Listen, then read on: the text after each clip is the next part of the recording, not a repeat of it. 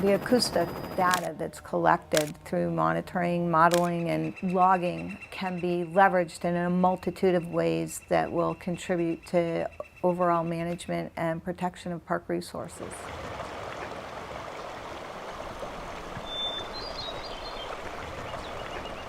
We're going to be setting up this acoustical monitoring station in Rocky Mountain National Park. We'll be collecting existing ambient data, which then we can use to extract what the natural ambient level would be. We use acoustical monitoring to measure several things about a park's environment.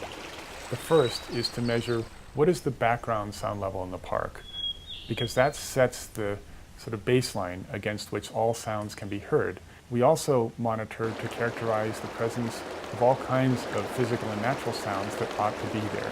The sounds of flowing water, the sounds of wind through vegetation, and the sounds of many animals in parks.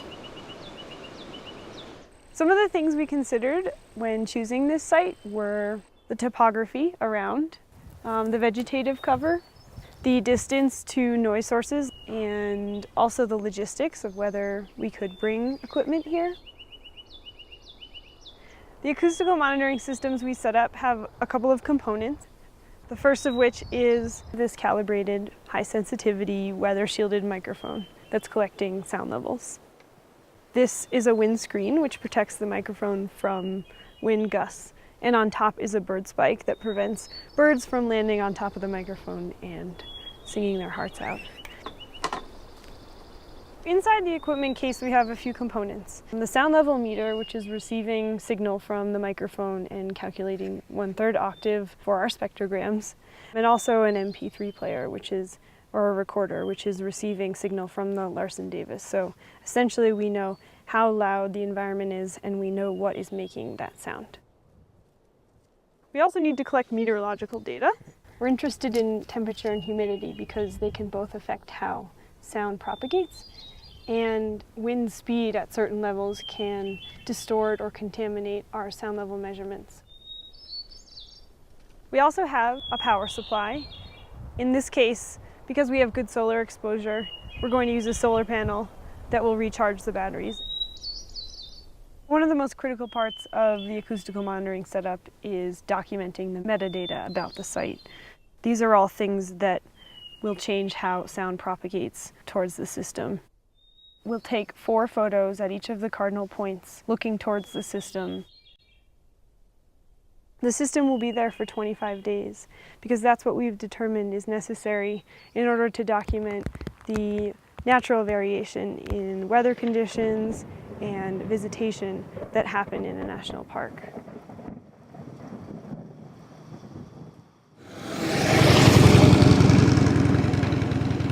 Another reason for acoustical monitoring is to characterize a specific noise source. Let's say the effect of an air conditioner on a building in a park, or the effects of a road corridor through an area of the park, or perhaps there are activities on the park boundaries like energy development that present potential problems. We're along the Zion Canyon Scenic Drive. Here in the front country, we're monitoring mainly for vehicle noise, aircraft noise, and other human-caused sounds. At the location we're at right now, the only vehicles that are allowed into the canyon up here are shuttles that are carrying our visitors. Here in Zion, we have 2 sound systems. Usually we'll have one in the front country and then one in the wilderness. Once we collect the data, we're going to take it into the office and analyze it, and we're going to be comparing the data here with some standards that we set up in our soundscape management plan. We also collect sound by having people go to parks and listen carefully and record what they hear and when they hear it. An attentive human listener can still pick up sounds and recognize them when a piece of automated equipment cannot. Usually when you're out in the field, you can pinpoint sounds a little bit better just because you can hear them and see them. You hear the bus, you hear birds, and you hear water. Another reason why we do it is for a specific metric called the noise-free interval. which tells you the amount of time during that hour that you're doing the attended listening that you have only natural sounds that are heard. Data collection really represents the foundation for what we do to protect the acoustic environment and soundscapes.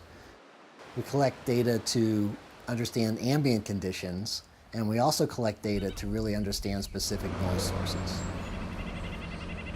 The reason that we collect all of these data in national parks is to make good decisions. So incorporating the acoustic environment and soundscapes into the planning process is critical for helping to protect park resources and values.